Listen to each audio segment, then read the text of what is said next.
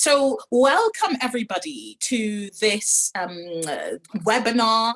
I'm very, very pleased. We've got the wonderful Dr. Arun Verma, who's going to be spending some time talking to us about not just his wonderful book, but actually his thinking around anti-racist practice, anti-racism in higher education. We really want to open up a discussion, okay? So a couple of things to say is that, trust me, nobody gets it fully, right? If anybody's telling you they know everything there is to know about anti-racism or anybody says to you, I am culturally competent, immediately be suspicious, okay? For me, cultural competence is not possible, right? Being fully aware of every cultural norm, not possible. What it is possible is cultural humility, right? The idea that you can be fully self-aware, always asking, what am I missing? Always centering the other, now not othering people, but centering the other. What would somebody who's different to me think? Okay, it is the culturally humble leader, for example, is infinitely teachable. The culturally humble leader is not worried about saying, I don't know. What is worrying is if they don't want to know. And that idea is important for today, and some of you will probably know that notion of not knowing, not being the problem, and not knowing is not the same as ignorance, comes from the Southern African idea of Ubuntu, right? And that's important today because we're going to be having a big conversation, hopefully. We're going to be asking you later to ask Arun for more tips. He talks about provocations in his book. We're going to be asking you to put some provocations back to us and in the room. And for me, therefore, I think it'd be really great if we kind of all agree that we're going to work with each other with cultural humility, which is ask us the questions in the language that you have. Trust me, I am a Black woman. I know I'm Black. So I will not faint if you say Black woman in front of me, right? Use the language you have. We will, again, with cultural humility, help you, tell you if you've got it wrong and help you to get it right, okay? So let's also agree that what happens here stays here. So what we really want is a level of openness so that we can have some real big discussions and conversations about anti-racism in the higher education sector, because I don't know about you, and I know some of you on here are probably even more senior than me in the system. I think we probably have PVCs and deans. And if you're anything like me, I haven't got time anymore for superficial conversations about race, culture, anti-racism, because we're in a state of emergency. I was really alarmed. I read a paper. I was getting ready to do a talk on decolonizing the curriculum. And I was like, oh, decolonize the curriculum, whatever. And it was actually a paper about decolonizing the medical curriculum, healthcare. And you remember, of course, Arun, remember, it's all healthcare people on here, deans of schools of health sciences, physiotherapy, midwifery, and so on. That paper blew my mind because I went from, oh, decolonizing is about putting a few references from the global South in there. These two doctors argued that if we were not decolonizing our healthcare curriculum, it meant that we were colonizing our students. They happened to be talking about doctors. So what they were saying was, if you're colonizing your students, it's okay almost to colonize a physics student, but if you're colonizing a medical student, that means you're colonizing a doctor, their thinking. And if you're colonizing the doctor, substitute nurse, physiotherapist, midwife, speech and language therapist, which is our business, you're colonizing patients. You're telling them that their skin color doesn't matter. You're telling them that their cultural norms don't matter. You're telling them that it's okay that a Black woman like me will die 4 times more likely to die in childbirth than a white counterpart, right? So we need to be open. And so I'm absolutely delighted to hand over now to the wonderful Arun Verma. Arun just left Advanced HE 5 minutes ago. So he has just left. You will know that he was leading the race equality charter work at Advance HE, but actually has a really long and really, really quite prestigious pedigree around anti-racist practice, equality and diversity work. And he is now, I'm sure he'll tell you, at the Royal Society of Engineering, which again, I'm a big fan of your chief executive's work. And I really want to meet Lewis Hamilton because they're doing some amazing work with the Royal Society of Engineering. Over to you, Aaron. So Aaron's going to tell us a little bit about some of the thoughts around his book, but also some of the tips he has for us on anti-racism. And then we're going to open it up for some discussion. Okay, over to you, Aaron.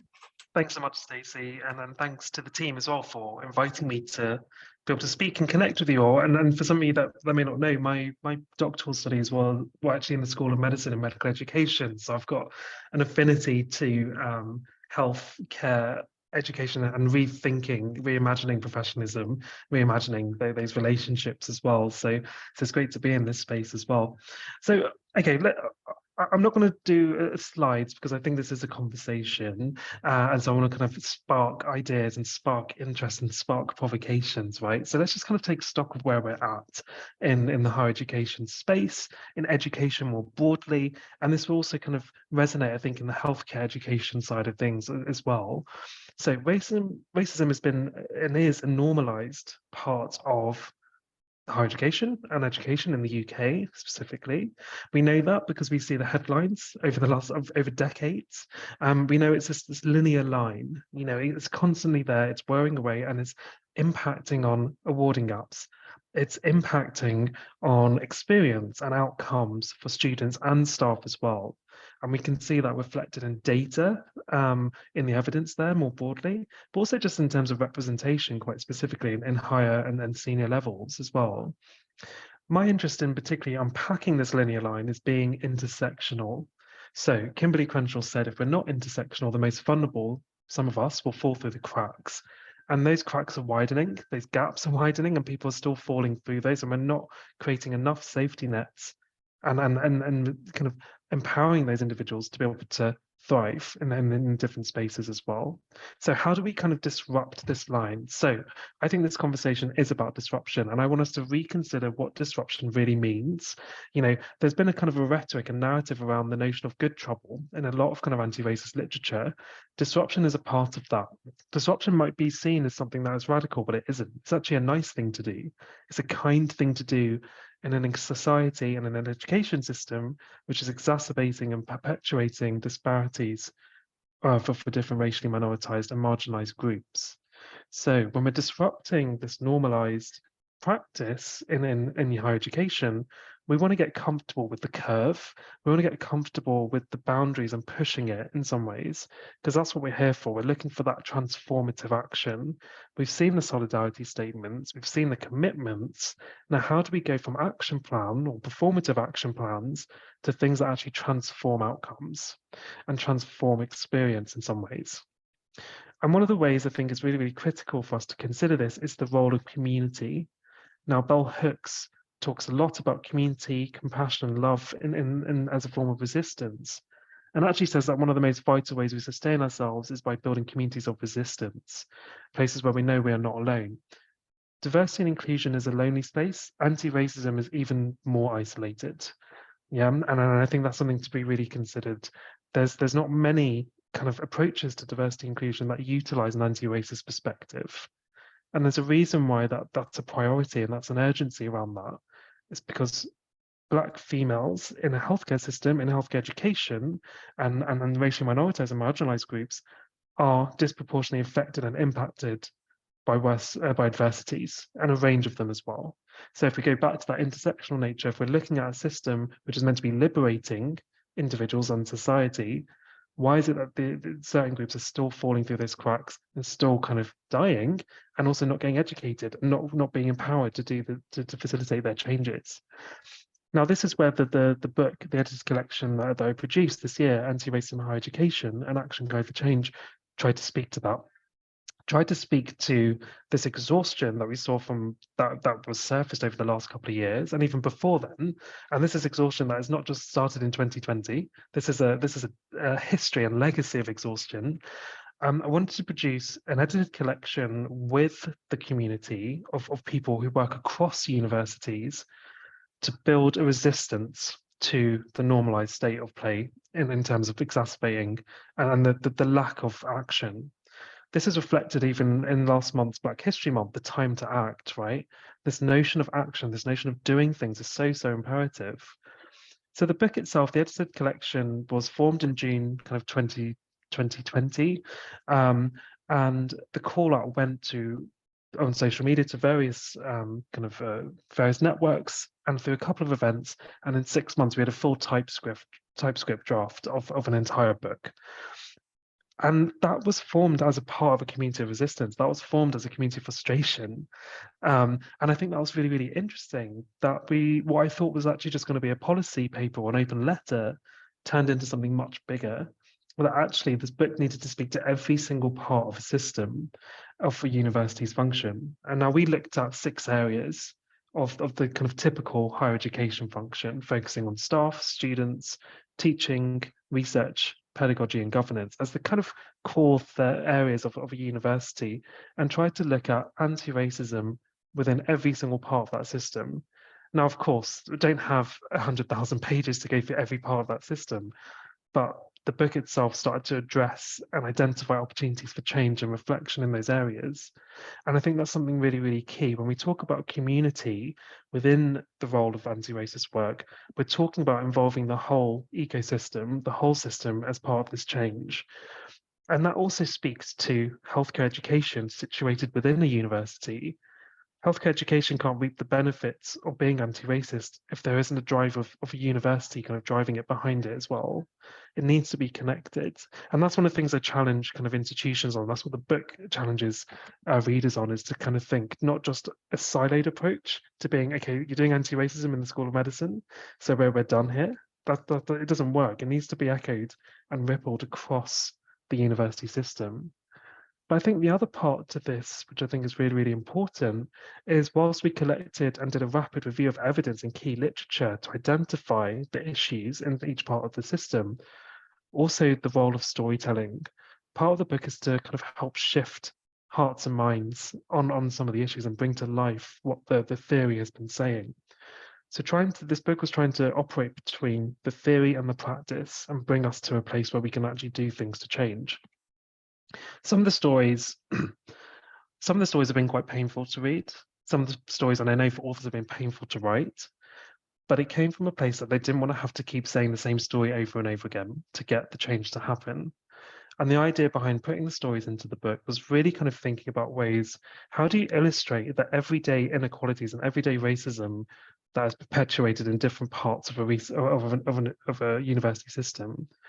Research excellence framework, for example, is one example that we know racially minoritized and marginalized groups are further marginalized as a result of the framework, because as we've seen from Dr. Adi Adelaine's open letter, for example, to UKRI and the funding call that went out looking at the disproportionate impact of COVID-19 on Black, Asian, minority ethnic communities, the applicants or the awardees, it was not diverse. I think, if I remember correctly, none of them were Black. That's a huge disparity in itself. So how are we enabling researchers to further and empower themselves to do this work if the system is not enabling that in some ways? So there's so much in these different kind of chapters, and the stories start to kind of bring to life some of those areas. I think the other key part was the change domains. I've seen a lot of different action plans and a lot of different anti-racism action plans, D&I action plans, EDI plans. And what I've noticed with a lot of D&I plans is that they still disguise anti-racism and race equality within the diversity plans. I saw an anti-racism action plan which was around 40 pages in length, which was incredible. And I thought, wow, what an incredible size. But then actually, when you start to get to the detail of it, you start to think, well, actually, what are you trying to achieve here? Because you've got 40 pages of actions, but I can't see how you're even going to deliver this, given that you've got no resources, a small team. So we need to think more diligently about that as well. You know, there's something about notifying and understanding when something is realistic when it comes to anti-racist work, because the burnout is really real. And I think that's really, really critical. If we're not creating feasible milestones with our actions and changes, you do lose the community. And this is what it's all about. We need to bring the community with us in all of this space. In the book itself, kind of identified over 74 change areas across the entire university system that would help initiate an institution to build and enable them to achieve their anti-racist ambition. And essentially what that was premised on was based on the literature, the evidence, the stories, and also kind of creating opportunities for reflection as well. So whilst there's 74 areas of change for an institution to engage in and have discussions about, it's so important that we reflect and take time to reflect on what anti-racism really means for our institution.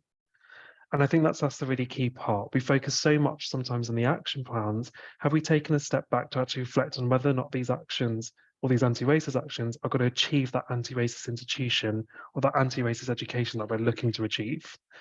Because doing actions for the sake of it is not going to get us where we want to go. So I think that's something that's really, really important to kind of ensure we consider that in some ways. And also one of the things that I've kind of noticed in terms of looking at anti-racism action plans and throughout the conception of the book was that what are these actions in their entirety, and where does intersectionality really feed into this? Intersectionality is meant to be participatory and involving, not consultative and transactional. Consultation is useful, and I know it's quite a popular way of collecting data, but actually what we're trying to shift to now with anti-racist work is involving those that are racially marginalized and minoritized into the work and the design of something that was never designed for them. So if we go back to what the system was, universities and healthcare, and as we know it in the global north, were not designed with minoritized or marginalized groups. And that exacerbates for different groups as well. So we need to think about the ways in which we're involving people to design services, to design interventions that include their voice and center their voice. And this is one of the core things around this edited collection. Whilst I kind of pulled everything together, the community doesn't work if you don't empower the voices of everyone part of it. And I think that's really, really important. The notion of collective action, and Leela Watson talks about liberation being bound up, our liberation is bound up together, is that collective action is really, really critical in terms of understanding how to mobilize a community to change.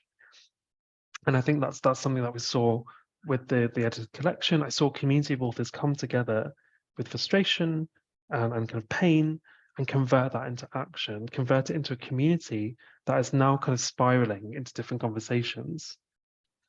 And I think one of the other parts is in terms of that reflective exercise is there are kind of key reflective questions. There are some people I know that will see this book and hear the words anti-racism and think, this is not for me, or this isn't a problem because we live in a post-racial society, or the myth of it in some ways. But actually there's so much to be reflective of. The narrative that we live in a post-racial society is not true. There's too much evidence to say otherwise. And so keeping that mind of reflection, particularly when we're trying to engage with audiences that are maybe not as bought into this or don't believe in it as much, is really, really critical. And that's why the edited collection was so really put an emphasis on reflective questions throughout, to give you as a reader to have that space, that safety to think about things, to reflect on the stories, think about your positionality, and think about the things that you can feasibly do as well.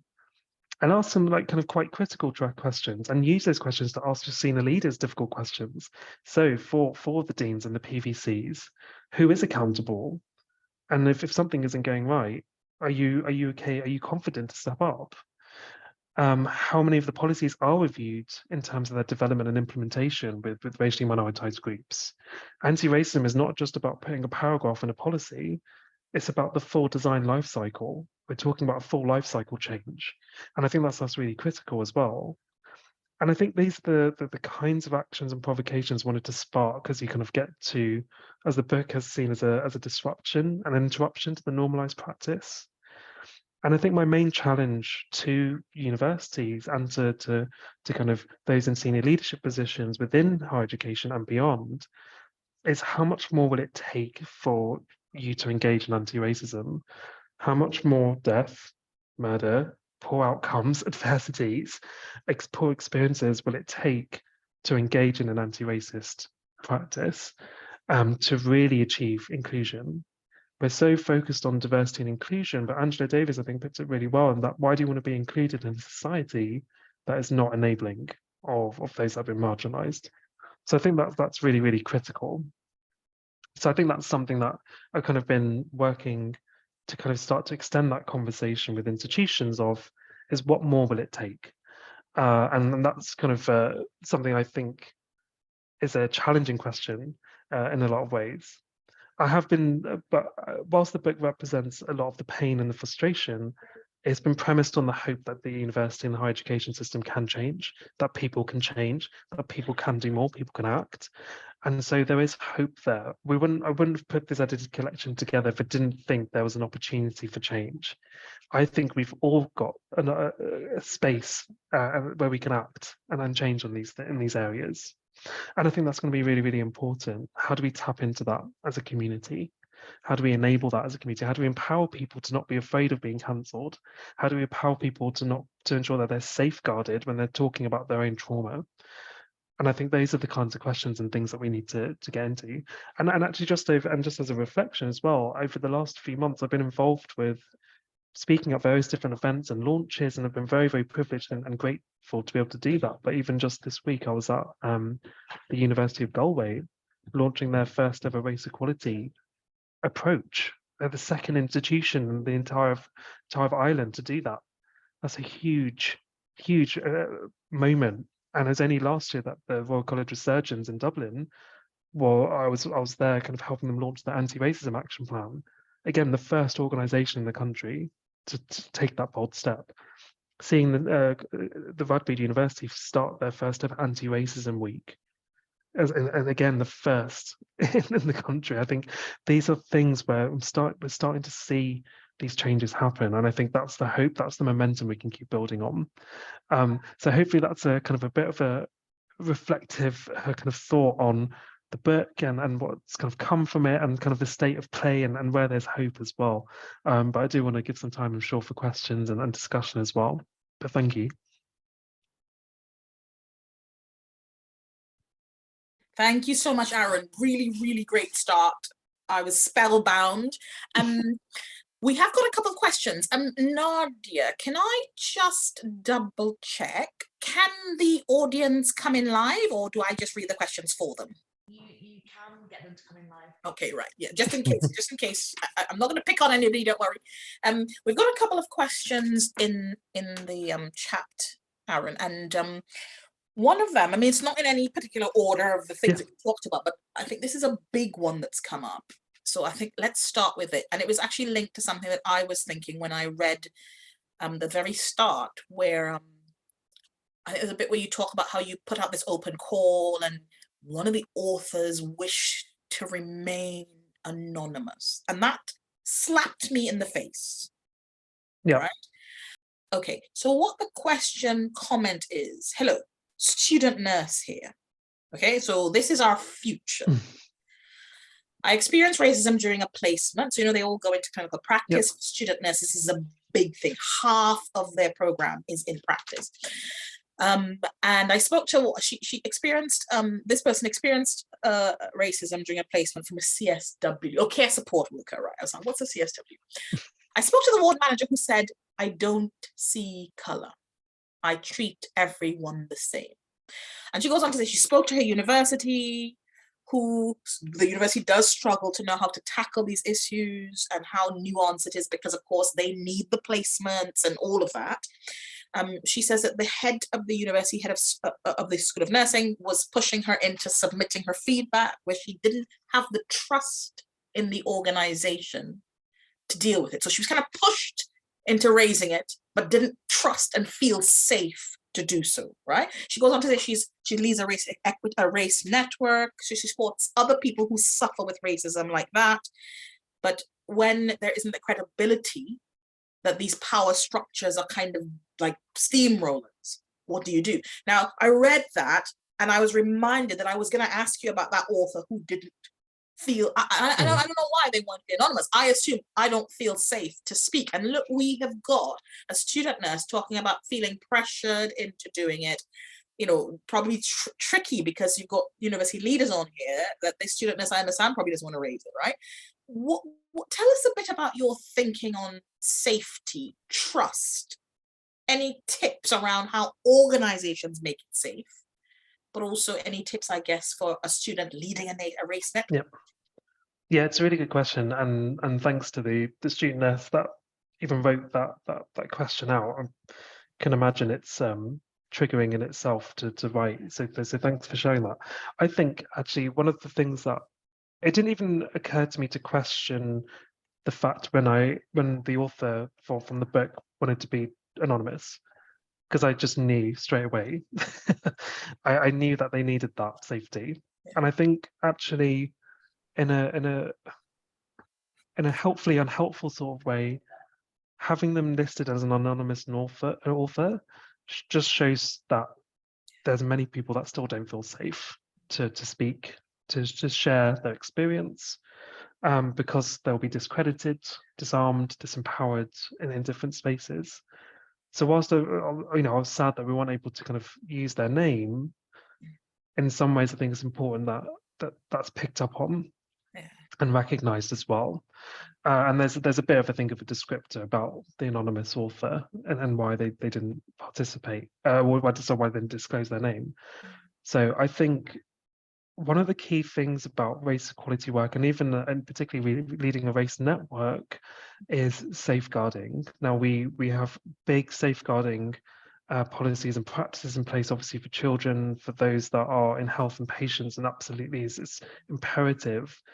However, we should be taking the role and the notion of safety and safeguarding to staff networks and race networks as well.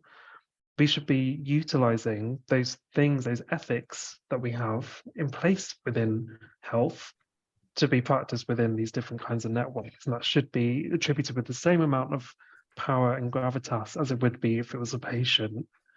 Because we know, for example, that racial trauma is linked to poor well-being, mental health, and illness. So these are some things that can be done, I think. I think that the other part for any kind of network is, who is your champion? Who is your senior champion? And I don't mean a champion in the sense that that senior person is wearing the badge so that they can use that for their own gain, but actually who is taking and enabling your network to have a voice and conversation at those particular meetings. So that you've got resources, you've got budget, you've got space to be able to have that. You've got protected time even to engage with this. And it's not something you're doing on top of your studies or on top of your work. It's actually part of your educational experience. And I think those are really important areas. I think the role of safeguarding, I think, needs to be re-examined when it comes to kind of staff equality or kind of student equality groups more broadly. But also identifying your sponsor is really, really critical. When I was in the third sector and I was co-chair of a race equality network myself, we put our senior sponsor on probation for 6 months and actually said, well, look, we're really happy to have you as the chief executive sponsoring this work, but we need to be sure we can trust you. You know, this is about mutual trust. This is not a one-way street. So we actually had a 6-month review with that individual to say, how do we think things are going and what needs to change? And thankfully that the chief exec was very open to that. They're very supportive of that. And I'm not sure how many senior leaders might be comfortable with being put on probation for a network, but I think it's a really important thing to do. We talk about the dissonance between leadership and middle management and students and staff more broadly. This is a great way to build trust and also to kind of mitigate that performativity bit, So I think those are some things that you could try doing. But I think coming back to the rules of safety and ethics, bringing it back to the language that has power and weight in health can be really use that to advantage where possible. Yeah, absolutely.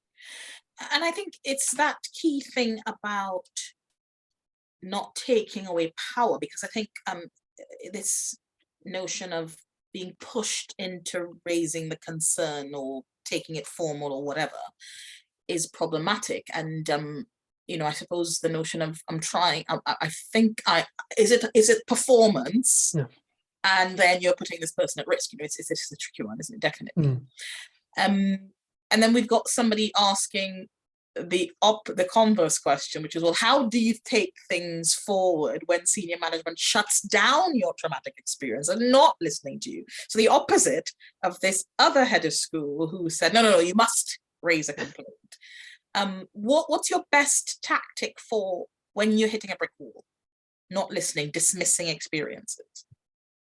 I think it's really tough because you're working within the limitations of a system sometimes. And so we've seen, for example, that report and support as one mechanism is highly controversial and highly contested, both from a user's perspective and also from a system, an institutional perspective. How do you build in accountability and safety within that entire process? And then also, how do you have a meaningful conversation afterwards to initiate change and transformation? It's a really, really tricky area. And I think in terms of that kind of the question of the reliability of your story and the validity of a story is a sad space to be in.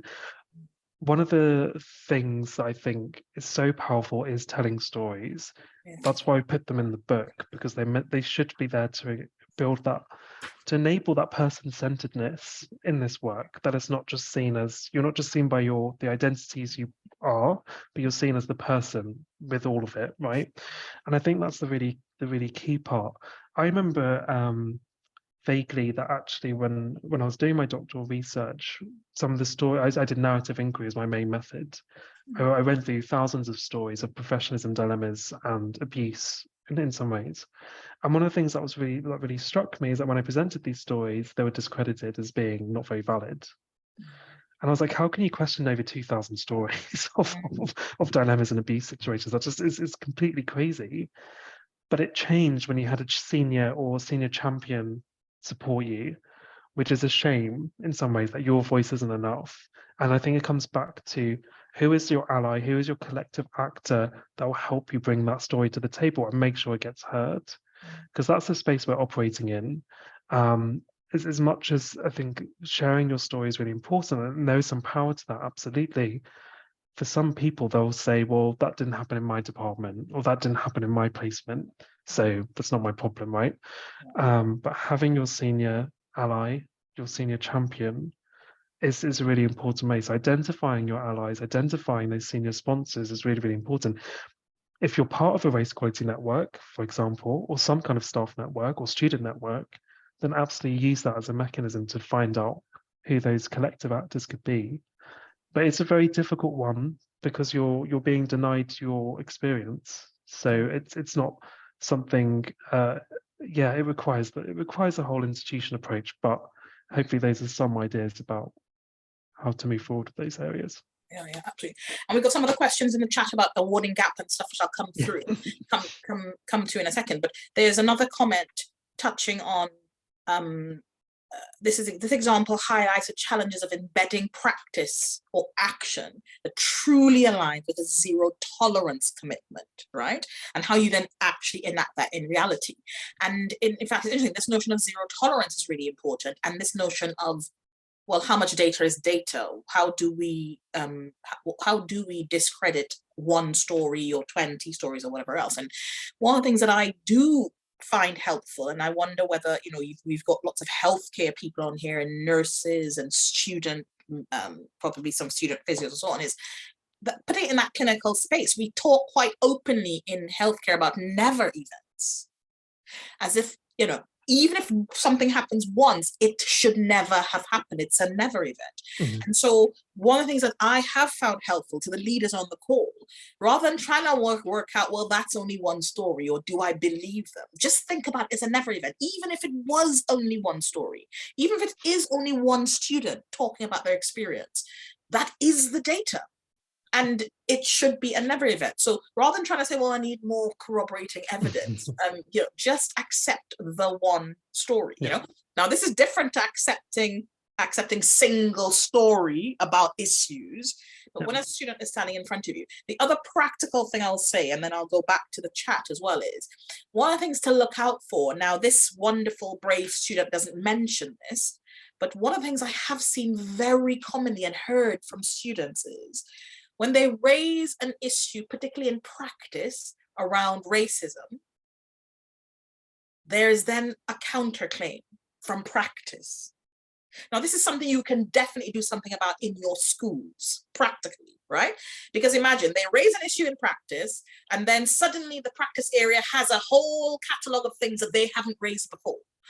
You come up with a strategy. Well, no, you can't raise them now. You should have raised them before.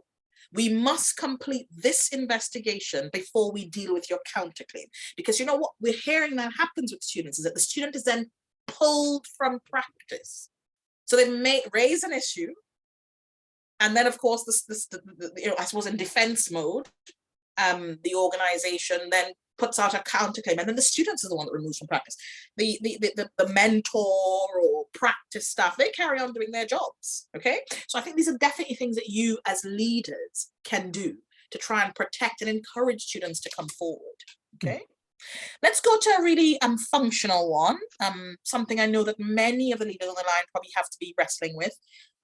You'll be unsurprised, there's a question in here about, are you aware of any strategies to help close the awarding gap? We're finding it very difficult in our institution. Yeah, it's a good question, and a big question actually, because it's been, well, previously known as the attainment gap and now as the awarding gap. I think one of the things we've noticed that since the onset of interventions around the awarding gap have happened, and particularly around access participation work, for example, the awarding gap hasn't necessarily closed as quickly as it should have done. And so obviously that's why you have TASO, for example, set up to help identify the kind of what works, and then that Centre of Excellence on transforming student outcomes as well, which is generating some evaluations and trials. So I would look out for any outputs from TASO, just led by Omar Khan as well, to kind of keep an eye on what interventions are and maybe not working in that particular space. I think one of the things that we've noticed though is that it's not straightforward as enough as just doing a curriculum review. It's not straight enough as looking at your kind of educational pedagogical review. We have to look at the trajectory and the ways in which students traverse through an educational system to understand the impact and outcomes it's having. So, and what I mean by that is not just the student pipeline from the date they are matriculated or admitted into a course, but actually what is their experience before. So we know, for example, that Black male students are disproportionately higher at risk of being excluded from school. So if they're coming into a health education setting, for example, how are we enabling and supporting groups like that may have lost some faith in the education system to get the most out of it in a higher education setting, right? And I think this is the really, really key part. And this is where we start to have difficult conversations about equity. What are the resources you're putting in place for different groups that have different experiences to be able to thrive and achieve the same outcomes as the majority group? Now, we can talk about dismantling and remantling the entire education process and system itself, which I know there are calls for, but let's be honest, is that really realistic? I don't think so, and I don't think we can see that happening soon. So we have to work within the limitations we have. There's ways in which you can look at student journeys from just before they start a course through to the end. You can look at the trajectory of the way students move through an education system to identify the key points at which they're succeeding and the key points in which they're creating barriers.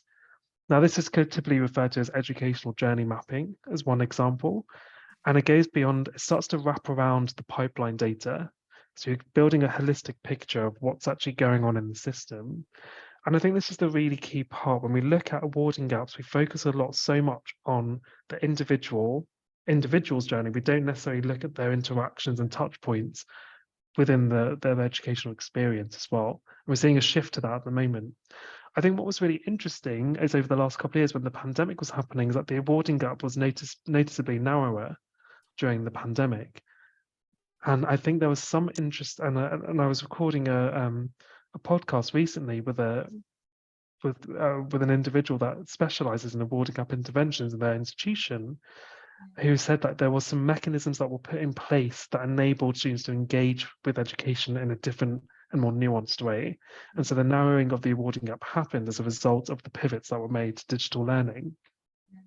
I don't know if that's still kind of continued, and we're yet to see what the awarding gap might look like post-pandemic, well, not post-pandemic, but as we're starting to kind of try to come out of this pandemic's life. But I think the strategies are still quite disparate. I think the data is still quite disparate, but there are some interventions that are working.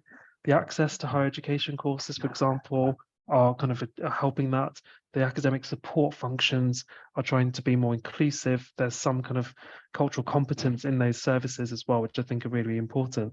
But in terms of what works and what doesn't work, I think there's more to be understood about not just actually what works, but actually what works under what circumstances for whom, how, when, and why. Because I think we now need to get to that level of detail. So yeah, so sorry, not a full answer to the question, Yeah. but some hopefully some signposts there for other interventions. I don't know if this is going to work, but there are 3 comments / questions that are sort of related, but also clashing, right? So I'll read them in turn and then just ask you to have a discussion about some of them rather than try and give a straight answer, right? So there was one from much earlier, which was about community engagement, right? So somebody said in the Q&A, it has been really interesting to hear about your thoughts about engaging a community for making change happen, right? And the question was, how do we ensure that the community isn't just full of the same people and the ones who carry the most trauma, right? Then we've got another one, which then says, hello, how would I recognize that the organization is sincerely and honestly valuing my contribution as a BME person and not as lip service or tokenism? Right? So one person saying, okay, how do we engage people? How do we make sure it's not the same people and over and again who are carrying the most trauma, perhaps paying the highest price for participation? And somebody saying, perhaps from the other side, how do I make sure I want to contribute, but how do I make sure it's not just lip service and tokenism? And actually, I think I'll leave the third one for separate because those are 2 big ones, right? How do you manage this delicate balance between people not feeling used as tokens, but same people coming again and again? How do you manage this community participation that you talked about? Yeah, so one of the things we've seen a lot with diversity and inclusion initiatives is that they're developed in a consultative and often transactional and sometimes often extractive fashion. Now, what I mean by that essentially is that teams or individuals designing these strategies or action plans go to a said underrepresented group or marginalized group, ask them difficult questions, use all the data, and then do something with it on the other side of it. So what happens to that group? Firstly, that group is you've used their time. And then there's the other part that they may have been triggered by having these conversations. There was a power issue potentially in these spaces, but also most importantly, there's no feedback loop. There's nothing to say that what happens between them providing the data is used to the other group developing the strategy that will, in effect, shape their entire experience of a system, of an institution. So that's typically what we've seen in a kind of consultations, typically in diversity and inclusion historically. So when we're talking about participation, and we see this even in health research, right? It's so important to have patient and public involvement in research for an ethical and a multitude of reasons. So the United Nations Child Rights Convention, Article 12, stipulates that every child has the right to participate in any decision that will affect them. That is the basis of a good participatory approach to designing a change or in anything. So when we're talking about performativity and tokenism, I would ask the question of, why am I not involved in the development of these actions if they're going to impact my experience as an individual in this system? Where do I get access to this? If you're going to be invited to a consultation, you can ask the question, where are my receipts? What's going to happen to this? Dave Thomas, I think, talks a lot about the receipts of contributing to these consultations and things. What's the change that's going to happen as a result? What can you hold on to that you go, actually, this was my ticket, this is my receipt, and this is the thing that you said you were going to change and you didn't. So we're talking about accountability there as well. So I think that's some thoughts that are just quite interesting. But yeah. And the third one was, so again, and you talked about receipts there, right? Whereas, for some people, particularly people with lived experience, participation actually is almost punished you know, there's a time tax, etc. But one of the comments in the chat is this one, where this person says, there's been a surge of EDI roles in all sectors, including education. Many of these roles are accommodated or occupied by white leads. Can anti-racism really be addressed by allies in the absence of Black and Brown lived experiences? But also they're asking, how do we challenge this effectively without white colleagues claiming reverse racism? So that's the dilemma. I want to contribute. I don't want to be the only one contributing. I want my contribution to be recognized so that I also get a promotion for doing this work, not it being seen as self-interest. And why are we seeing some groups benefiting from the EDI industrial complex and not others, do you think? Yep. It's such a good point. And we've seen such a financial investment in these roles and leadership roles in different institutions, and not even just in the higher education sector. I think just across society, it's quite large at the moment. So I challenge diversity and inclusion as a thing, as an entity. How many D&I professionals or those that are leading this work can honestly say that they are thinking about anti-racism or bringing an anti-racist perspective to inclusion? And how many diversity and inclusion roles are using it as a disguise to talk about the unicorns and rainbows of diversity and inclusion, but are not actually having the difficult conversations? It can often be used as a smokescreen, right? So, and then you're not really you're putting together loads of like different programs and positive actions and things, but not really achieving the impact or outcomes that you should be. So, and I think anti-racism is a really critical way in which enables diversity and inclusion to really thrive and to actually have the impact it needs to have. So absolutely, I think that there's the same question about why people are benefiting from, why white women are benefiting from Athena Swan as in contrast to Black females in the education system, right? Athena Swan is one example of the disparities, of the racial disparities that is perpetuated. Yeah. And why has the Race Equality Charter been always been in the shadows of it in some ways, right? And that's a physical example of that. There are some things in diversity and inclusion that are much more mainstreamed. Whiteness is much more mainstreamed as an idea. White women are mainstreamed as a data statistic, but also as having the conversation, you know. And we know that, for example, LGBTQ plus movements are slightly more mainstreamed in that you have more groups, you have more models of allyship. But when you come to race equality and networks, we're only just starting to have the conversation about what is an ally, what is, you know, how do you shift from that? So we're in different stages of this kind of conversation at the moment. So I think that's some things I've seen, but I would challenge, if you've got, you know, and it's not kind of challenging for the sake of challenging. It's talking about that disruption, right? If your institution is putting out a role for diversity and inclusion as a lead role or something, who is interviewing them? Where's the competencies? How's that been developed? Can they even say the word anti-racism or anti-blackness? You know, if a diversity and inclusion professional cannot use those for the terms, I'll be very, very worried. So yeah. Absolutely. And I think this is the thing is I guess, and again, for the leaders listening, these might be some of the things that you want to consider when you're hiring, when you're asking the questions. Remember, don't be aiming for palatability. Who is going to go down well? Who's not going to disrupt? Arun talked about disruption earlier on. You don't want the EDI lead who is going to just smooth things over. You know, justice work is sacrificial. Yep. It can't all just be lovely, you know. So don't be looking for people who will fit in and will, you know, make the message palatable and so on, you know. I can see a hand up. Is that somebody who wants to put the? I'm so excited to see a hand up. Go ahead. Who has got the hand up? I can't actually figure out how to. I've got my hand up. Yes. Go ahead. Hi. Hi. My name's Elaine. I'm an EDI lead in University of Dundee, School of Nursing and Health Sciences. I am a white woman, I'm sorry. But the point I wanted to make was that I have tried to unpack the narrative around discrimination, to get people to talk about racism when it is racism and not discrimination. And am I right to try to do that? I think there's too much. I think there is discrimination, particularly for our students. They experience it, but a lot of what they experience is racism.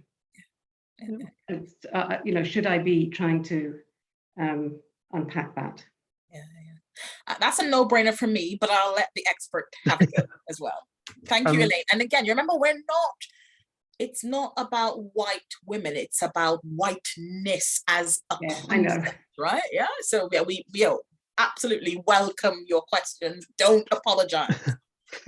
Thanks, Elaine. And yeah, just echoing Stacey's comments. Yeah, don't need to apologise. Talking about the issue of equalities rather than singling out different groups. So, and also I'm affiliated with the University of Dundee, so it's nice to meet a colleague as part of Elaine. So the conversation about race and discrimination absolutely needs to be brought to relevant people. And if you're in a position as the EDI lead, for example, to be able to do that, then it's a frustrating journey in some ways, but I think it's really important to be able to have that conversation. I think in terms of the conversation about racism, though, in this particular space, is the shift from interpersonal to outcomes and impact. And I think that's the difficult part of trying to get people away from not to get away from it, but to understand that it's not just the things that are said in the corridor or on the placement. It's the impact it has on what they come out with at the end of it, the employability, the award, the experience they have, the connections they make as well. And I think this is where journeys are really, really useful to help articulating that. Because I think also what I tend to find with EDI leads is that you're often the only person driving it and trying to build the case and be that voice and representative voice to challenge the status quo. So I think where you can kind of utilize and capture more voices and stories is a way which you can have more leverage. And at the moment, we're looking at those key levers for change, so you can have these conversations about race, racism, discrimination, racialized discrimination, and more nuanced and more sophisticated conversations about this as well. But Stacey, you might have additional points as well to kind of share on that. No, absolutely. I'm just looking at the time. We're going to be wrapping up in a second, but there's just one more comment / question in the chat that I think it'd be good to hear your take on, Aaron. So okay, it's about anti-essentialism or essentialism, I guess. So somebody says, my question's around the topic. Much of the narrative around minority groups seems to be about a big blob, right? Seem to be grouped together, a homogenous group, and that the same approach is addressed or taken on regardless of the actual heritage or actual ethnic group. And the question here is about, sorry, I'm trying to scroll. The question here is there are fundamental differences, and not just differences in culture, but differences therefore in the issues that students face from these different groups. And I guess the question here is, what discussions can we be having? How can we take apart and I guess practice anti-racism, essentially? So, let's talk about anti-Blackness. Let's talk about the fact that, in my school of pharmacy, for example, predominantly minority ethnic students in the undergraduate population, but Bangladeshi female students absent from higher education. So it looks really great. Yep. Loads of diversity, but actually there's some groups completely missing. And then again, we look at attainment and so on. So what's your take on combating essentialism? So I think this is the kind of making sure we've got a clear definition of what we mean by diversity, inclusion, and some of these core principles. So if we're thinking about diversity as what's on stage, that's the thing you see as the audience or the group. You then have to start to think about what's going on behind to get people to get onto the stage, for example. So the inclusion part is those kind of core mechanisms, those systemic changes, those programs, those interventions that enable key people and then people to be in front of an audience, to have a voice, to be able to be heard and listened to in some ways. So one of the things about homogenizing groups and kind of assuming that one group is all the same, or it's come from a data perspective. It's come from a data-centric perspective. The grouping of characteristics and identities has come from to make it easier to basically have white and non-white, right? And that's where it comes from. And there's there's kind of a shift happening to disaggregate further, and there's calls for that as well. Those data things are changing. What we now need to think about is how is that data situated within the context in which you're trying to create intervention and change to happen? Because you can look at the landscape of something but not have any changes from it and just assume that things are the way they are meant to be. But how are we actually understanding the data and the different kinds of racialized data within the program you're working in or within the context which you're working in? And then you can have, again, more nuance and interesting conversations about experience and outcomes and difference. Then you can start to identify the points in which you're going to intervene and then have change as well. And if that is, for example, reverse mentoring, you've got a clear data point that will have that kind of give you that leverage to make that happen in some ways. That's one example. So I think the homogeneity bit is something that we can all challenge, irrespective of whether you're an ADI lead or not. It's a very straightforward thing to say, actually, we need to go further than BAME. We need to go further with this. What can we do to kind of affect that change? So hopefully that's some opportunities there to kind of reconsider that. Yeah, absolutely. Did you say reverse mentoring because I'm on the call? Well, I mean, yeah, because you're the reverse mentoring expert as well. So it just kind of came to mind as I look at you, Stacey. So, Absolutely. Excellent. Well, listen, as I'm sure you know, Aaron, I could talk to you all day, okay? But we need to wrap up. Now, people on the call, the pro-vice chancellors, the students, the deans, we were never going to talk about everything. I wanted to talk about why anti-racism, not anti-discrimination, all of those questions, but we've run out of time. But you know what? Normally when I'm teaching, I want to leave the students satisfied, right? We want to give them everything, fill them up. But actually, I'm happy that you're leaving unsatisfied because I want you to go out and start these conversations back at the ranch, back at your own institutions. Those of you who are on the council, the deans on the call, I am looking up to you. Start the conversations. I want to hear these conversations happening at Council of Deans, okay? Amongst yourselves, okay? Go out, start the conversations, talk to students, and hopefully we can begin to get some traction and make some improvements around really truly anti-racist universities and particularly healthcare, schools, departments, faculties. Thank you so much, everybody. Nada, did you want to come on and say something about the poll, or do you think everybody sees them?